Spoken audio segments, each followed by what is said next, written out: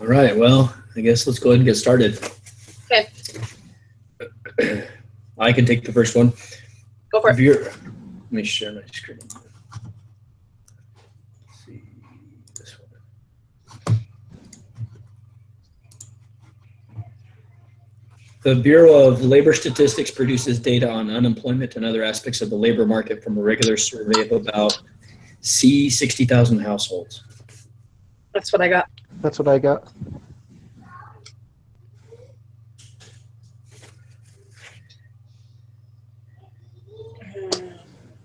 Volunteers for two? I didn't get the. I didn't get that one. Hold on, though. Let me see if we can figure it out. Yeah, it's you know, did you see the table in the book that it's referring to? No.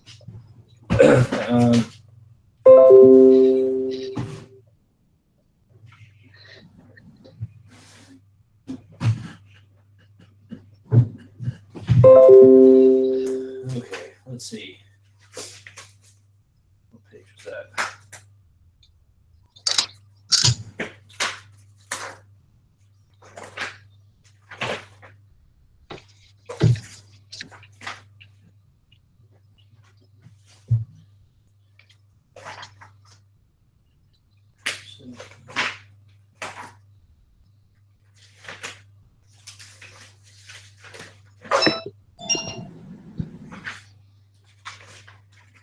On page 303 at the bottom, table 2. Okay.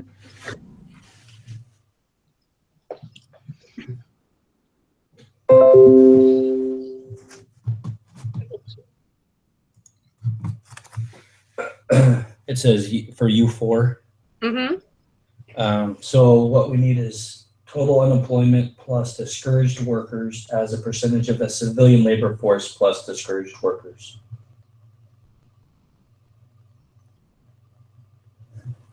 So the total unemployed was 6.2, but right below that, it gives you the total unemployed plus the discouraged workers. Okay, so that's 7 million. Uh-huh. Yeah. And you divide that by the labor force plus the discouraged workers. So the labor force is 100 million. Uh-huh. So the difference between the total unemployed plus discouraged workers and the total employed is 0.8 million. So I had 7 million over 100.8 million. Okay.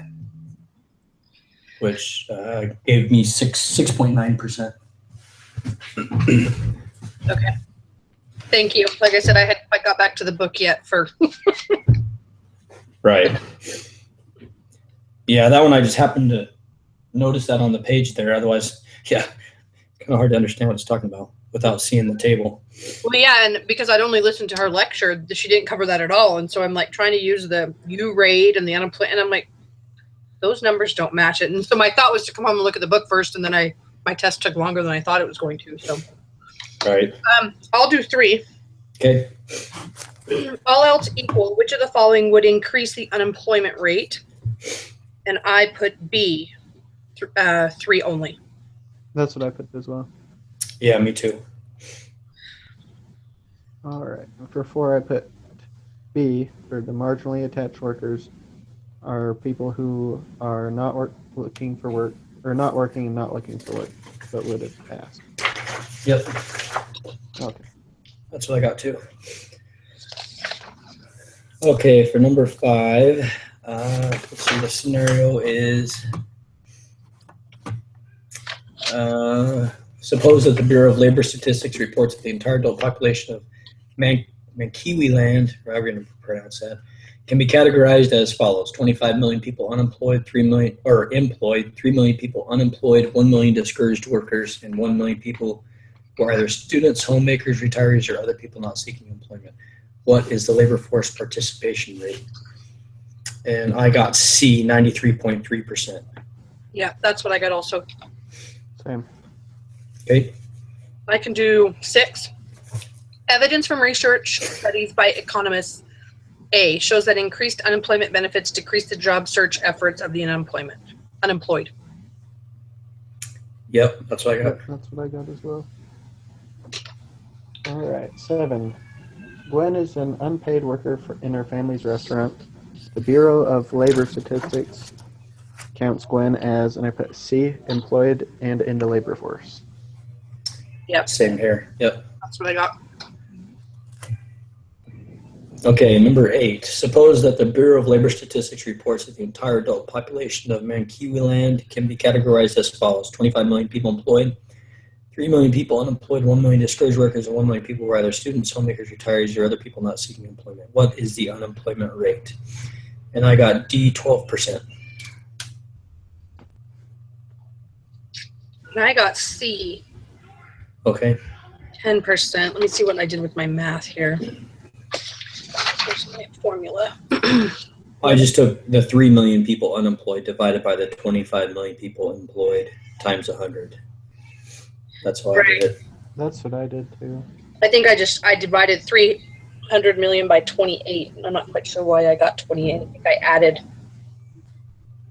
Oh, the okay. total, because isn't it the labor force? Let's see, what are we looking for? Oh, yeah, perhaps. Unemployment rate is the numbers of unemployed divided by the labor force. So the labor force would be unemployed and unemployed, right? Yep, you're right. Okay. Oh. That makes sense. Good job. That's it. That's my one good one for the night. I'm done. So yeah, I got C on that. All right. Yep, that is correct. Nice. All right. I'm going to guess here on number 9. Unemployment, the results, because it takes time for workers to search for jobs that best suit their talents. Tastes and talents is called D, frictional unemployment. That's what I got as well. Yep, me too.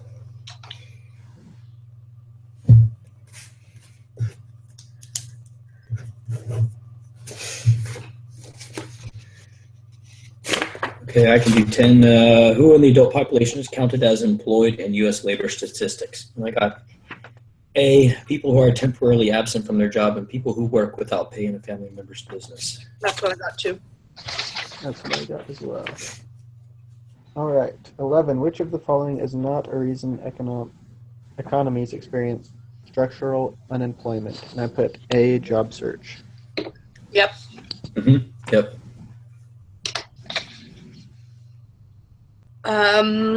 Number 12, if changing consumer preferences increase the demand for satellite radios and decrease the demand for video cassette recorders, the economy will likely exhibit I put B, a decrease in the natural rate of unemployment. But it's a guess. I put C on that one. Yeah, I also got C. Is that because they're having to look for different jobs within the economy, kind of? Let's see. It's on page number 306. Okay.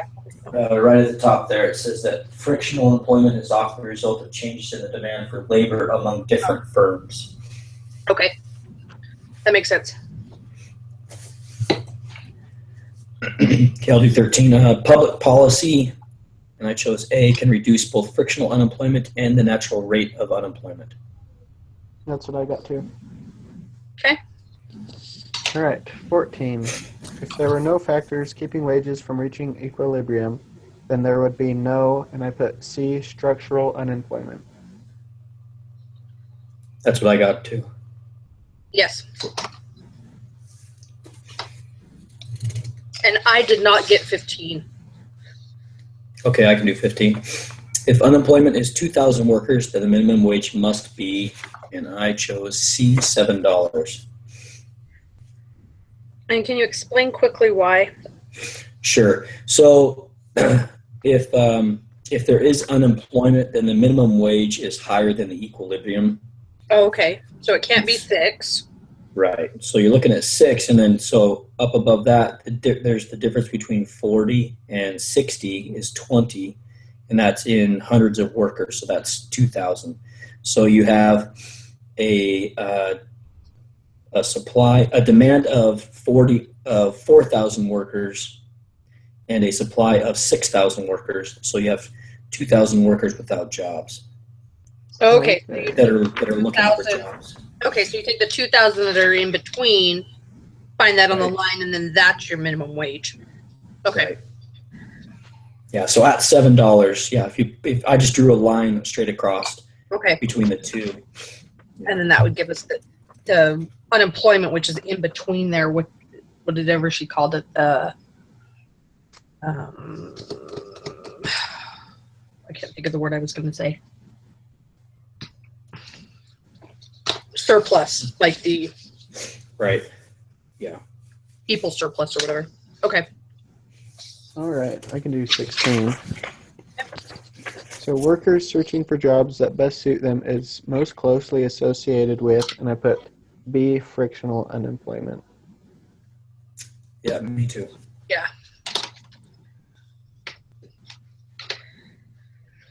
Okay, I'm going to try to do 17 here on the fly. If the government imposes a minimum wage of $4, how many workers will be unemployed? So that would be 10, 23, 4,000 C would be my guess. I put a 0. Oh, because it's on the other side of the Yeah. equilibrium, right? Yeah. That makes Right. sense. Because then the supply the supply is less than the demand. Okay. Okay. Because people don't want to work for $4, so they won't even look for a job, I guess, is how they look at it. Right. I'll stay home and collect Unemployment. unemployment. Yeah.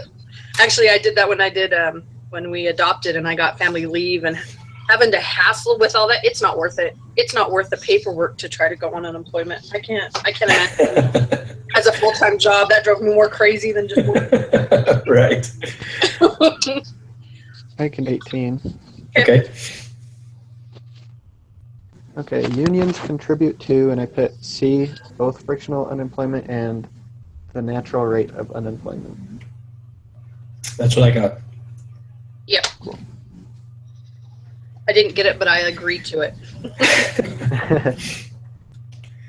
Okay, I'll do 19. Paying efficiency wages means that wages are, and I chose A, above equilibrium and profits are higher than otherwise. Same. Agreed. Okay. And the theory of That's a efficiency. scroll. That's all right. The theory of efficiency wages provides a possible explanation as to why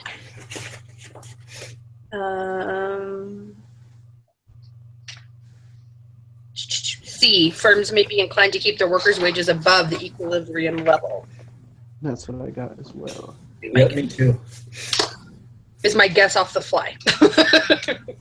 Well, I believe you guessed right, so. Yay! That went a lot better than my accounting exam, so. Cool. Yeah, no, it seemed like the information was pretty clear Yeah. this week, so that's nice. Yep. Well, that one. What was that, Brandon? That one was quick. Yeah. Right? That's what I was thinking. It was like, what, 10 minutes? I was saying we're Yeah. either getting really good at it or the material's easier. Yeah. All right, I guess that's it. Unless there's Cool. anything you want to discuss further. Or... No, I'm good. I think I'll go back and read the chapter I tonight. And am as well. we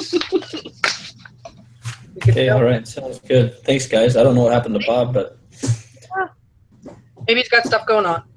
yeah. All right. Well, you guys have a good night. You too. All Thanks. right, you too. All right. Bye. Bye.